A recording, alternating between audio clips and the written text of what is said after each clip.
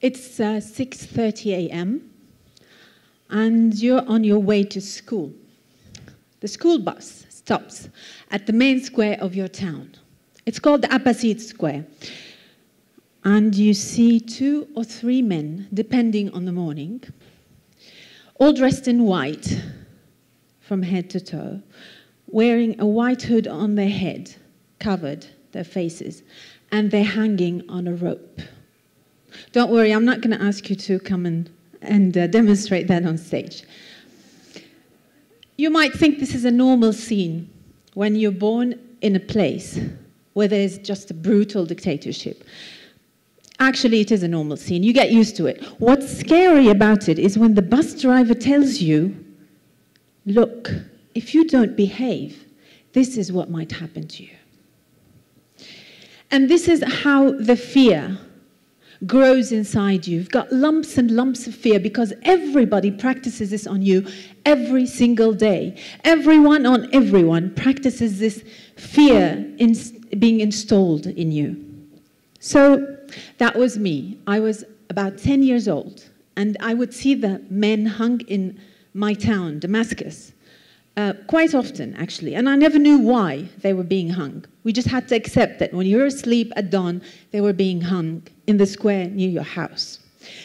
So I'm going to fast forward 30 years later, after we didn't really understand what human or right really meant. Somehow, we suddenly did realize we are human and we have rights. And those same people that had that fear in them decided that they could not bear the fear anymore. And they decided to become not just the ones that will want to get the human rights for themselves and for everyone else, but to be the tool to communicate to the world that this is happening and how it's happening. And they take full control of that because that's the only choice they had. So, if you look at the flow of information before Arab revolutions, you will see that what used to happen is that a human rights activist or an organization talked to a journalist so that the journalist would use the media organization where they're working to pass the information on to the citizens, and hopefully the citizens will demand something so that the politicians will arrest the human rights activist or actually close down the organization.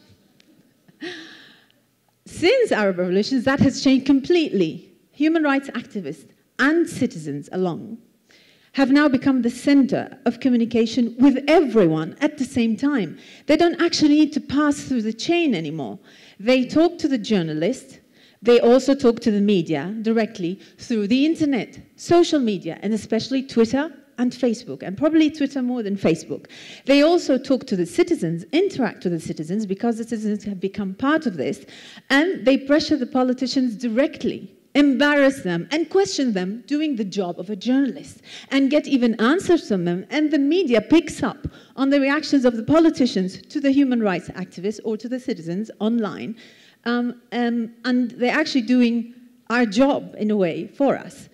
And the new element there, and I want to focus on that, is the journalist online. The journalist online is the same journalist that works for the media organization, but has this little window for themselves where they can actually spread the information in a different way, and sometimes spread a piece of information that their media organization is not spreading. But they can do it on their own Twitter account. They have credibility that the human rights activist doesn't have, or the citizen doesn't have. They have exposure, which the citizen doesn't have, and they have the capacity to communicate and contextualize the issue in a way that the human rights activists might not know how to do. So it has more impact on people, it gets to the politicians, and it makes noise, and maybe their own media organization where they work will pick up on the same news that they picked up on, but in the beginning their media organization didn't pick it up. And this is actually fabulous. It's amazing. It works great. I'm going to give you a great example of how this worked. Someone called Khadr Adnan. He's Palestinian, and he was detained in an Israeli jail under something that's called administrative detention. It means that there's no trial, there's no accusation, you just hang in there, waiting for something. So this guy decided, I'm going to go on hunger strike. I'm not going to take it anymore. Nobody cared. Human rights activists in Palestine decided that they care enough. So they went and tried to make noise. Nobody cared. They went on Twitter and they started making campaigns every night at 9 p.m. from around the world. Palestinians at first, it was just Palestinians at first, would write on Twitter and blow Twitter up with tweets. And the hashtag would reach worldwide trending. So it was not Justin Bieber having a juice or something, it was actually a Palestinian going on hunger strike, reaching the number one worldwide trending hashtag on Twitter. It was impressive because it actually embarrassed traditional media that did not want to pick up on the news at first. It embarrassed them because everybody became aware. Day after day after day, 9 p.m., everybody's bombing Twitter with tweets about that. I was in Caracas, Venezuela, and I was sitting there doing it as a journalist, not as a human rights activist. I'm contextualizing the issue. I'm explaining where this comes from. And it's impressive because traditional media picked up on it and started covering it. Israeli media covered it. And in the end, the pressure became quite strong because the Twitter campaigns kept going and going and going and embarrassing more and more. And the guy got a deal. And it worked. And then another one did the same. Hunger strike, hunger strike, hunger strike. And the human rights activists used Twitter again. It worked really well. But it doesn't always work that well. So you've got sometimes you become an alternative. Through these new media, you become an alternative to traditional media. Sometimes you complement them.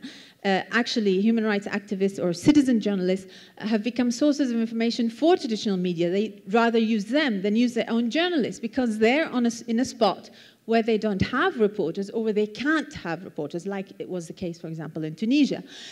Sometimes you pressure traditional media, like I just mentioned, and you actually shape public opinion and mobilize people, and you put pressure on the politicians, and that's how you get action. So it did work sometimes, and sometimes it didn't work. Some free campaigns, like Free Razan, she is a Syrian, she's a Syrian activist, Razan Ghazawi, she got arrested. The campaign online actually worked really, really well. Bloggers started writing in their blogs, journalists, everyone, it worked. But she had an American citizenship. So I think that's probably a very important element. It didn't work with all the other Syrians detained like her because the Syrian government couldn't care less, right, if we talked on Twitter or didn't talk on Twitter. Nabil Rajab in Bahrain, so many Twitter campaigns for him. He's still in jail. Hamza Kashgari of Saudi Arabia, who offended the Prophet in a tweet. Well, that's the accusation at least. He's still in jail, although so many Twitter campaigns.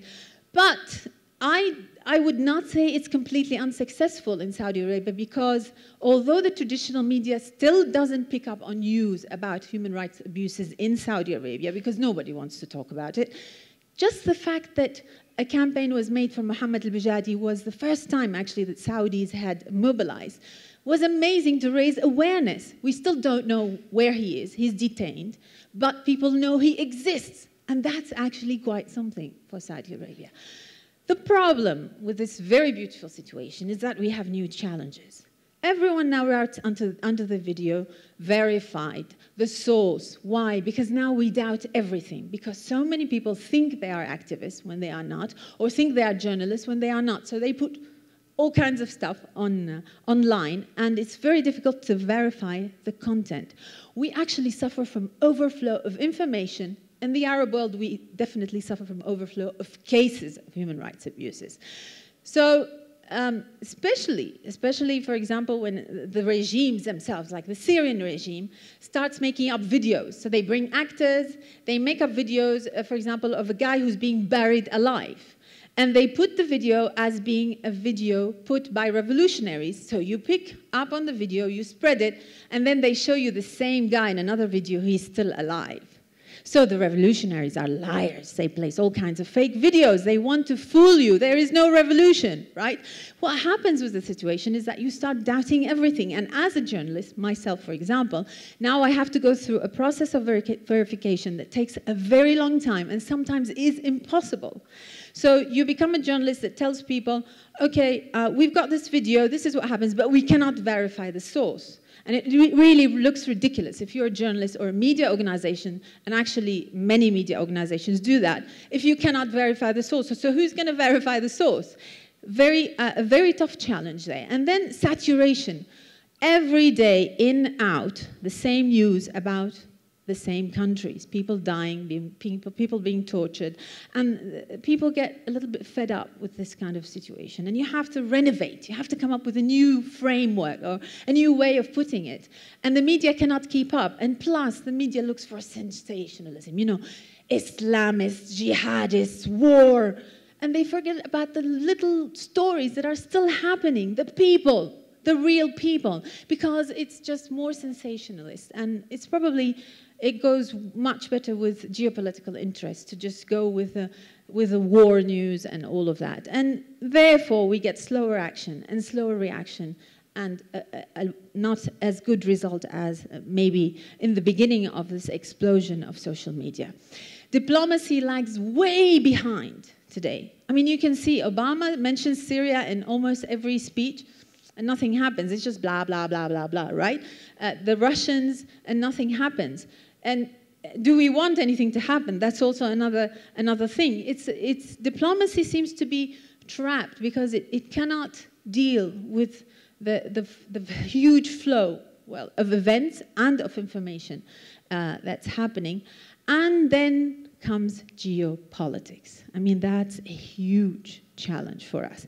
I think geopolitics is what has made us reach the situation we're in at the moment in the Arab countries where there have been popular revolts. Because keeping the status quo is the best scenario for the regional powers, but also for superpowers. And I think this is why we are stuck in a way, because giving us the democracy and the human rights and the freedom and the self-determination that we want actually poses a huge danger on the geopolitical equilibrium. And then there is this South-South gap. I came to Latin America almost a decade ago because I wanted to understand revolution and change. And I wanted to convey the message of change and the experience of Latin America to the Arab world. And that was actually present in almost every story that I did from Latin America. I wanted to show the Arab world this experience that you have here for change. You went through dictatorship, you went through a lot of things. But then when Arab revolutions happened, and I was in Caracas, the same people that inspired me about revolution were the last ones to understand that we were making revolution too. And it was so difficult to explain. That's because I discovered that most people in Latin America didn't know we had dictatorships. And they couldn't believe me when I said that. And I discovered that there is lack of historic background and lack of contextualization of the information. So the media coverage is actually hollow in Latin America about the Arab world. It just tells you what's happening this afternoon. But then you have no background, just like we don't have a background about you. So we need to connect better. Al Jazeera did send me to Latin America, and we broke that chain of always going through the north, always going through the news filtered by London or Washington or Madrid or Paris. We need to actually communicate south to south directly. But I see very little, for example, Latin American coverage directly from the Arab world. We need more grassroots connections because we need to understand each other better. So the North is not always the reference. Imperialism is not always the reference. There are colors. It's not just imperialism and anti-imperialism. It's not like that. Just because the imperialists are on one side, it doesn't mean the other side is good. And we need to work on all of these things because you guys in Latin America are going through a different phase. We're going through a phase that you have already been through.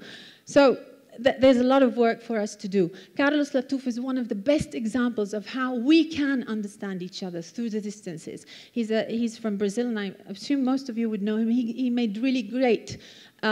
He's present in even Arab newspapers, and I think he understands quite a lot about the Arab world being here in Brazil. He even does his work sometimes in Arabic. Not everybody agrees with his points of view, but it shows that we can actually connect at that artistic and grassroots level. And we need to put that up to the policymakers, to the media first. I think the media, that's the first thing that we need to work on, because during Arab revolutions, many Latin Americans were connected through Twitter and were following up.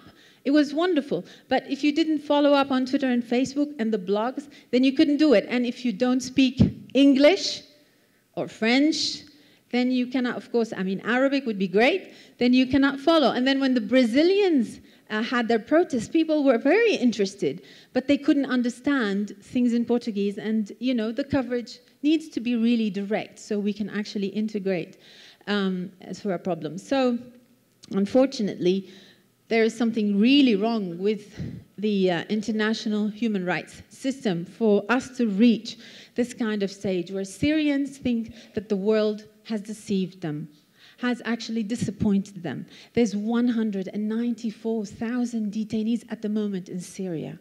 There is 9,000 children among them that are under 18 years of age. We watch the news every day, and we know there's more than 100,000 people killed so far in 2.5 years.